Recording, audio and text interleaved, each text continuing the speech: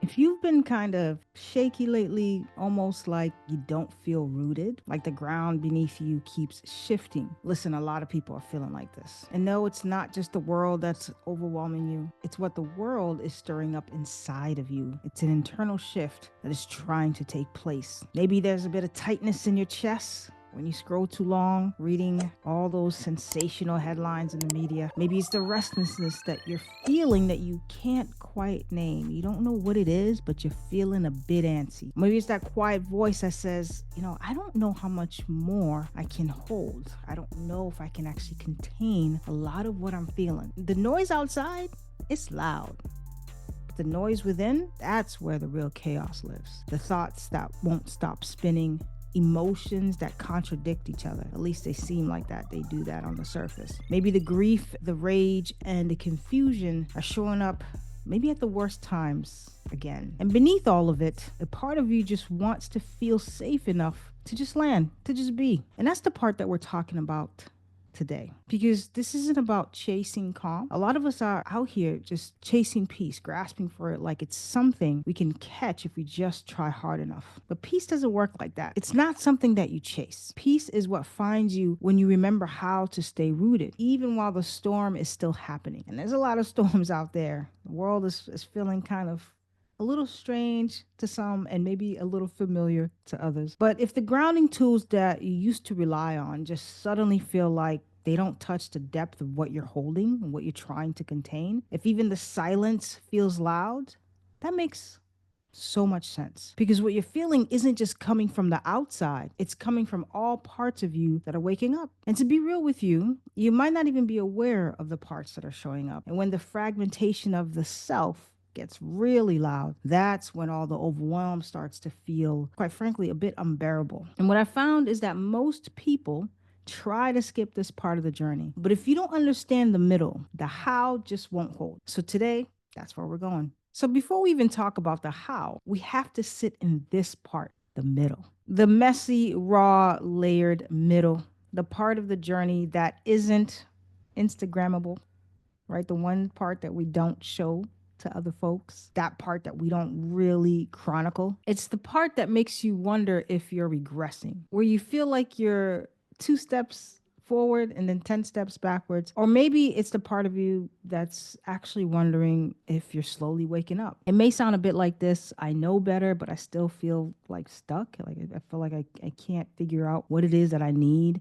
to help me move forward. I'm doing the work, the deep inner work, but I feel like I'm unraveling in every area of my life. Or maybe I'm tired of trying to keep it all together when everything around me is falling apart. And remember, there are links in the description to help you understand what it means to be in the messy middle. So click the links in the description below. Most importantly, join the newsletter Thrive, where I kind of go deeper into these topics in ways that I don't on YouTube. If that's you, you're not doing anything wrong. You're not falling behind. You're actually being invited into an initiation. You're in an initiation. From a Jungian lens, this isn't a breakdown. Jung said, in all the chaos, there is a cosmos.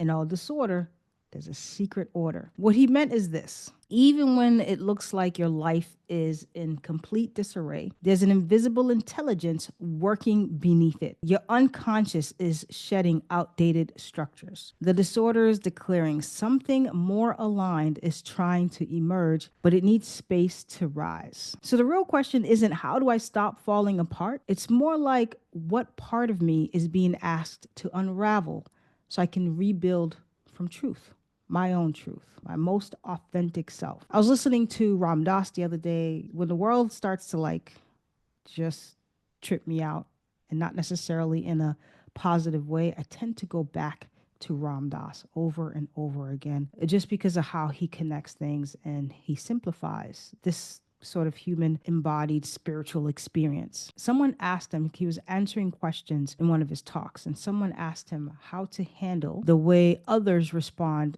to your truth, especially in close relationships, right? Let's say something comes up for you and you might react in a way that someone doesn't appreciate, doesn't like, or gets defensive, all of those things that happens in relationships. And his answer was simple but profound, and it always helps me to anchor when things are kind of like out of whack relationally. One of the things that he said was that you can't manage other people's reactions. What matters most, he said, is whether you are moving closer and closer to your own truth in every interaction. And that stayed with me. It just makes sense. No matter which direction that life pulls you, or what the state of the world is in, the real question is, are you living from your truth? Because no one can compromise that if you are coming from your most authentic self. It also reminds me something from Wayne Dyer. I used to listen to him a lot.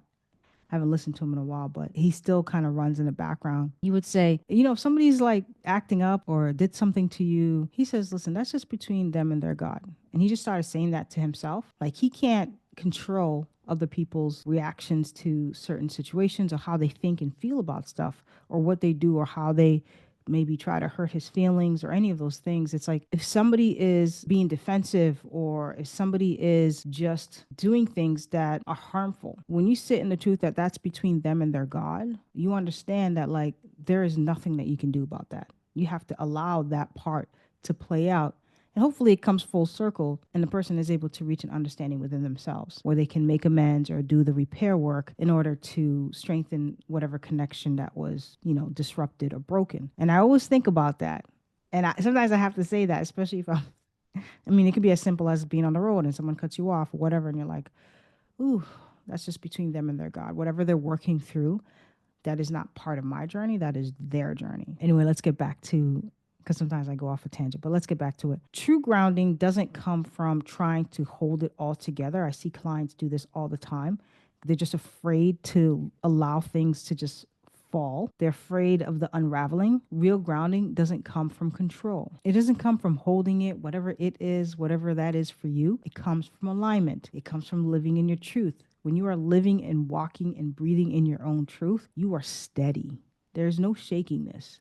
There's no unrootedness that you're experiencing in your body and your psyche, all those things. So yeah, it comes from alignment. It comes from living in your truth, from showing up in the most authentic way that you know how to, even when everything around you is falling apart. And that brings us right here to the quiet invitation beneath all the noise. So maybe what feels like chaos isn't something that's going necessarily wrong. It may look like that. It may appear to be that. Maybe it's your soul clearing space for something that is more true, more necessary, and more authentic. And that's even halfway true because this isn't about failure. It's the beginning of a return. So let's explore what that actually looks like. You might not even realize it yet, but what you're moving through isn't a breakdown. It's an initiation. I had a mentor who explained that to me once and it just stuck with me that all challenges are initiations, all invitations. And like any real initiation, it's going to ask something of you, your honesty, your presence, your willingness to face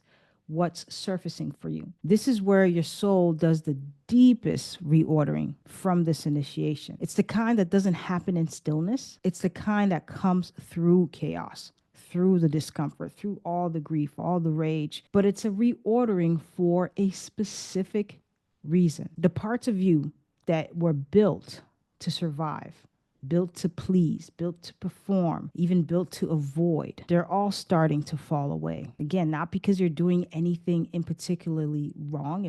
Some people might feel like it feels wrong. There might be a lot of guilt that's mixed into all of this messy middle, but because those parts, they've actually done their job. And it's time for something more real, more authentic to emerge. In spiritual traditions, this is the descent before the return. And in Jungian terms, this is shadow work, the death of the ego, and psychic renewal. And this right here is what most grounding advice doesn't account for because it's not built for this part of the journey. Now let's talk about maybe some advice that you've probably heard. Just go outside, take a deep breath, unplug for a little bit, put your phone down, that sort of thing. And yeah, it's helpful. I do those things. I even recommend my clients to do those things, but only sometimes. And let me explain what I mean by that. If your nervous system is full on defense mode, those tools don't necessarily land because those methods regulate your body, but not the parts of you that are fighting each other internally. Maybe one part of you wants to disappear. Maybe another part of you wants to scream. Beneath both, there's a younger part of you that just needs to feel safe, that wants to feel safe. And maybe for the first time in years, this is sort of the inner child work that I always talk about. Maybe there's a part that's been carrying a lot of the fear, a lot of the shame, maybe the need to be perfect, and hasn't had a voice in a very long time. Traditional grounding treats the symptoms, but it doesn't meet the parts of you that are trying to protect you from feeling too much, too fast, too soon. You'll see this from a lot of, quote unquote, spiritual folks. They claim to be connected spiritually, and I'm not trying to take that away from them, but they're very ungrounded. They're kind of like up there, and their life is just extremely messy and not in the way that I'm talking about. And so something is just very much incongruent there. And so this is what I'm talking about, because there's some things that are being bypassed on a psychological level that is not being addressed. Hence why some of the grounding tools, again, like I said, may not be as effective, may not be able to connect with it. In other words, you're just not able to embody it until you get to the root of some of this stuff. But anyway, this is where we're going to next. So we're going to reframe some of this. I love a good reframe, because when you're able to see something a little bit differently than how you've been seeing it, how you've been carrying it, it opens up new landscape in your internal processing system. You're not spinning because some part of you is weak. You're spinning because parts of you are experiencing a deep awakening. And awakening, it's disorienting actually, because it shatters a lot of illusions, a lot of narratives. It strips away every coping strategy that no longer serves who you're becoming, the version of you that's trying to emerge underneath all the rubble. Ram Dass usually says, the quieter you become, the more that you can actually hear. But getting quiet means letting the noise rise first. And letting it rise means letting the parts of you that were never allowed to speak, they finally now have the opportunity to have a voice. This is where a lot of my clients get real antsy, because the restlessness, they can't sit in that restlessness because the noise is starting to rise. So they'll do whatever they can to stuff the noise with distractions. And so not everyone will understand what's unraveling, especially when you're feeling pretty disoriented. But what looks like falling apart from the outside might actually be exactly the moment your deeper self begins to change. So this isn't a collapse. It's the start of remembering who you were before you learned to survive, before you went into survival mode to protect you from all the years of stuff, trauma, all the things that were, in essence, hurting you. So if you've made it this far, if you're still here, still breathing, still holding space for yourself, let's talk about how you might begin to take root again. Not to change who you are, but to meet what's here with new awareness, just a new set of eyes. One place to start, it sounds simple, but it actually helps. The best place to start is simply witnessing what's rising. Just allow it to come to the surface and just observe. And that's really uncomfortable for folks, because that's really the first step. And we tend to jump over that step. When you feel overwhelmed, like you're spiraling, maybe you're checking out, maybe you're shrinking, maybe you're even stretching yourself too thin, right? You're putting too much on your plate. Take a moment to pause, not to stop all of the things that are happening, but just to listen to it, just to observe and kind of see yourself in that messy middle of all the things that you're either repelling or the things that you're bringing in, and ask, what part of me is loud right now underneath all of the stuff that I'm witnessing as it rises to the surface? Is it the one who wants to shut down? The one that's panicking in the midst of all the chaos, or the one that's trying to hold it all together, even though it's tired, it's exhausted? And then ask, what is it afraid will happen if I don't listen? If I don't pay attention to any of this stuff that's coming to the surface? Does it think that it'll be judged, abandoned, or that everything might fall apart? Give it a chance to speak without, again, trying to fix, change, or even quiet it. Just listen. And then ask, what does it need me to know? What do you need me to know? What are you trying to tell me? Not what you think it should say, not what you've heard other people say about this thing. What's it really trying to tell you? Even if it's messy, even if you heard it and you're like, it makes you cringe a little bit, like, damn, is that me? Even if it comes out a little bit soft, a little bit scared or unclear, you're not here to like interrogate it. You're inviting it just to speak, just to have a voice that it hasn't had in a very long time. Maybe you've been scrolling for hours on your phone, right? And it's not because you're lazy, but because a part of you learned that connection felt too overwhelming. So we distract. The screen, scrolling became protection, became a way to regulate when presence felt like too much. So the work isn't to just stop scrolling, right? We sometimes put ourselves on these digital detox diets, which I think are great. I sometimes do it too. But the work really is to be with the part of you that's trying to keep you safe in the only way it knows how, which means the scrolling, the defense mechanisms, and the coping strategies that you've used to help you tame or regulate some of the overwhelm or some of the chaos that you're feeling inside. So try this witnessing.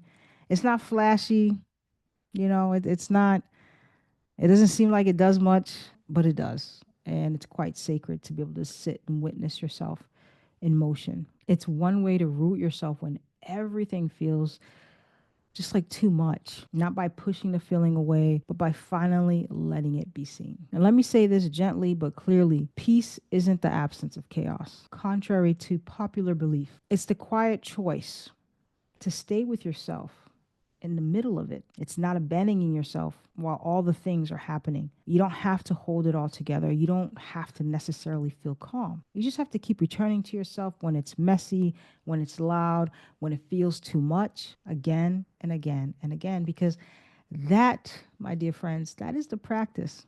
This is what will create the roots that will anchor you. If something in you stirred during this, if you've been feeling fragmented, untethered, or like you're just drifting away from your center, pause. Remember, you don't need a plan. You don't need to rush toward a better version of yourself. You just need to stop walking away from the part of you that already remembers. All this stuff is already underneath you, just trying to present itself to you. Drop a comment and share below the video what helps you come home to yourself, even in the middle of the chaos. What anchors you? What roots you? And remember, if this brought you even a breath of clarity, pass it on. Someone else might need that remembering too, because we need more grounded souls in a world that's just relentlessly spinning and spinning, and you're already becoming one of them. And as always, there are links in the description to support you on your journey. That make sure you join the newsletter Thrive, where I go a little bit deeper in a lot of these things on a personal level. And below are free tools that you can use to help you in whatever is coming up for you in this messy middle. All right, so I will see you in the next video. Thank you for watching. Subscribe, share, like, do all those things, and I will see you on the other side of change.